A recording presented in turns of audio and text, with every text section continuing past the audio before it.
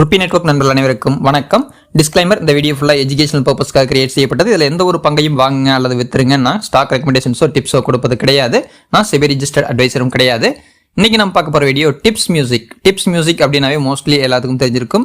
இந்த tips music அப்படிங்கிறது எப்ப துவங்கப்பட்டதுன்னு பாத்தீங்கன்னா 1975ல ரெண்டு சகோதரர்களால் துவங்கப்பட்டது. Kumar S and Ramesh S அப்படிங்கிற இந்த இரண்டு நபர்களால் துவங்கப்பட்டது. இவங்க ஸ்டார்டிங்ல பாத்தீங்கன்னா 1980களில் HMV audios and music India CBS நிறுவனுடைய மேஜர் லேபிள்ஸ் உடைய டீலர்ஸா இருந்தாங்க. அதன் பிறகு பாத்தீங்கன்னா அவங்களுடைய வளர்ச்சிங்கிறது மிகப்பெரிய அளவில் இருந்துச்சு. கிட்டத்தட்ட 50 வருஷத்துக்கும் மேற்பட்ட இருக்கிற நிறுவனமா இருந்துட்டு இருக்கு. 13 மொழிகளில் இவங்களுடைய பிசினஸ் டீலிங்ஸ் இருந்துட்டு இருக்கு. அதாவது ஆடியோஸ் அண்ட் வீடியோஸ் அந்த மாதிரியான ஒரு விஷயங்கள். அண்ட் ஆல்பம்ஸ் 6500க்கும் மேற்பட்டது. பாடல்களை பொறுத்த வரைக்கும் 34,000க்கும் மேற்பட்ட பாடல்கள் இவங்களுடைய லைசன்ஸ்ல இருந்துட்டு இருக்கு. இவங்களுடைய வருவாய் அப்படிங்கும் போது எது மூலமா வருது அப்படின்னு பாத்தீங்கன்னா, நான் ஆல்ரெடி சொன்ன மாதிரி லைசன்ஸ் ஃபீஸ் மூலமாவே இவங்களுடைய மோஸ்ட் ஆஃப் தி இன்கம் அப்படிங்கிறது இருக்குது. பாடலை வாங்குறாங்க, அதுக்கு லைசன்ஸ் மூலமா தான் இவங்களுடைய வருமானம்ங்கிறது இருக்குது. அடுத்தது டிஜிட்டல் பிளாட்ஃபார்ம் உடைய ரெவன்யூங்கிறது 75%. இந்த யூடியூப் மற்ற ரெவன்யூ மூலமா 45 to 50% வருமானம் இவங்களுக்கு இதுலயும் வருது.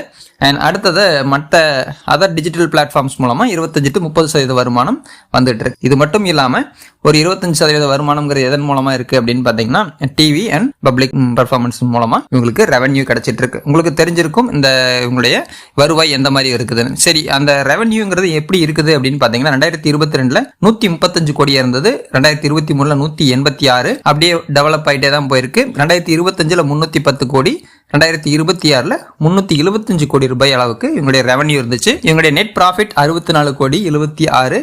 ஸோ இதே மாதிரியான ஒரு கன்சிஸ்டண்டா க்ரோ ஆயிட்டு இருக்கு. எந்த ஒரு நிறுவனமா இருந்தாலும் இந்த மாதிரியான ஒரு கன்சிஸ்டண்டா டெவலப் ஆயிருக்கணும். 2025ல 166 கோடி ரூபாய் ப்ராஃபிட். அடுத்தது 2026ல 216 கோடி ரூபாய் ப்ராஃபிட் எடுத்திருக்காங்க. இவங்களுடைய மார்க்கெட் கேபிட்டல் 9107 கோடி ரூபாய். இதனுடைய கரண்ட் மார்க்கெட் பிரைஸ் 713 ரூபாய்க்கு ட்ரேட் ஆயிட்டு இருக்கு. நான் ரெக்கார்ட் பண்ற டைம்ல இதனுடைய ஹை 741, லோ 481 வரைக்கும் போயிருக்கு. ஸ்டாக் பிஇ ரேஷியோ 42 இருக்கு. ஒரு நல்ல வேல்யூ தான். அடுத்தது book value 20 and dividend yield அப்படின்னு பாத்தீங்கன்னா 1.82 இருக்கு. டிவிடெண்டுமே ஓரளவுக்கு நல்ல வேல்யூ தான். ROCE 122%, ROE 92%. ஸோ ரெண்டுமே ஒரு நல்ல வேல்யூவாக வந்துட்டு இருக்கு. இது வரைக்கும் ஒரு நல்ல ஏர்னிங்ஸும் கொடுத்துட்டு இருக்கு. Face value 1. Profit after tax last குவார்டர்ல பாத்தீங்கன்னா 215 கோடி ரூபாய் பண்ணிருக்காங்க.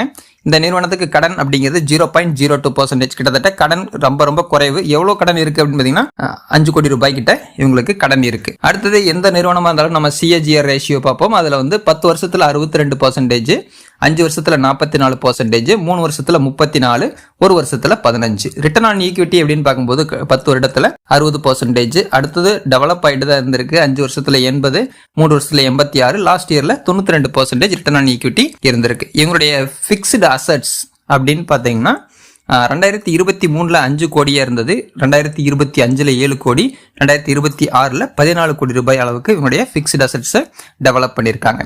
டோட்டல் அசெட் வேல்யூமே இன்க்ரீஸ் ஆயிருக்கு. 2023ல 193 கோடி ரூபாய் இருந்தது.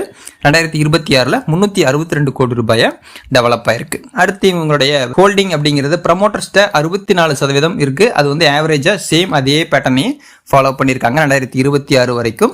FII இருக்கிறது 8.14. 2025ல இப்போ கொஞ்சம் குறைஞ்சிருக்கு. கிட்டத்தட்ட நியர்பை 8% இருக்காங்க. DI 5%, அதுவும் பேலன்ஸ் பண்ணிருக்காங்க. இப்போ கொஞ்சம் அதிகரிச்சிருக்காங்கன்னு தான் சொல்லணும். பப்ளிக் கிட்ட இருக்கிறது 22.6. 2025ல ஜூன் 2026ல 22.4. ஸோ இதே ரேஷியோல இருந்துட்டு இருக்கு. இவங்களுடைய பங்குதாரர்களின் எண்ணிக்கை இப்போ கொஞ்சம் குறைஞ்சிருக்கு. செப்டம்பர் 2025ல 69,564 ஷேர் ஹோல்டர்ஸ் இருந்தாங்க.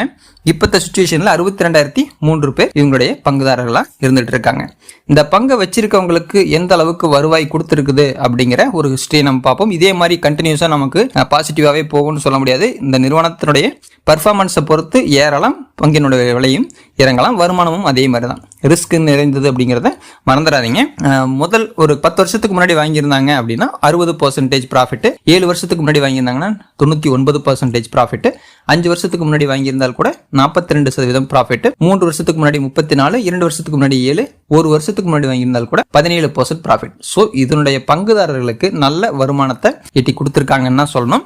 அடுத்தது இவங்களுடைய காம்படிட்டர்ஸ் அப்படிங்கிறது யாரு அப்படின்னு பார்க்கும்போது, சாரேகாமா உங்களுக்கு தெரிஞ்சிருக்கும். சாரேகாமா இந்தியா காம்படிட்டர்ஸா இருக்காங்க. And prime focus, network editing, media இந்த இதெல்லாம் இருக்காங்க. மோஸ்ட்லி சாரேகாமா வந்து எங்களுடைய காம்படிட்டர்ஸ் நம்ம எடுத்துக்கலாம். ஆனால் மார்க்கெட் கேபிட்டலில் டிப்ஸ் மியூசிக்கை விட அதிகமாக தான் அவங்க இருக்காங்க. இந்த நிறுவனத்தினுடைய சாதக பாதகங்கள் பாசிட்டிவ் அண்ட் நெகட்டிவ் அப்படின்னு பார்க்கும்போது இது வந்து கடன் இல்லாத ஒரு நிறுவனம்ங்கிறது ஒரு பாசிட்டிவான விஷயம்.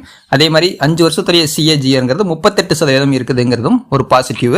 ரிட்டர்ன் ஆன் ஈக்விட்டி 3 வருஷத்துல 85%ங்கிறதும் ஒரு நல்ல விஷயமா தான் பார்க்கப்படுது. அடுத்து dividend pay out 63%. So dividend wise பார்க்கும்போதுமே இது ஒரு நல்ல ஒரு நிறுவனமாக பார்க்கப்படுது. மீடியன் சேல்ஸ் growthமே 10 வருஷத்துல 24% காட்டியிருக்காங்க. ஸோ மோஸ்ட்லி பாசிட்டிவான விஷயங்கள் இருக்கு. அதுக்காக நேட்டிவ் இல்லையா அப்படின்னா கண்டிப்பா இருக்கு. என்ன அப்படின்னு பாத்தீங்கன்னா இந்த பங்கினுடைய விலை 34 மடங்கு அதிகமா ட்ரேட் ஆயிட்டு இருக்கு. புக் வேல்யூவோட அதிகமா தான் ட்ரேட் ஆயிட்டு இருக்குது அப்படிங்கிறாங்க. ப்ரமோட்டர் ஹோல்டிங் வந்து கடைசி 3 வருஷத்துல -10% இருக்கு அப்படிங்கிறாங்க. ஸோ மைனஸ் ஆயிருக்கு.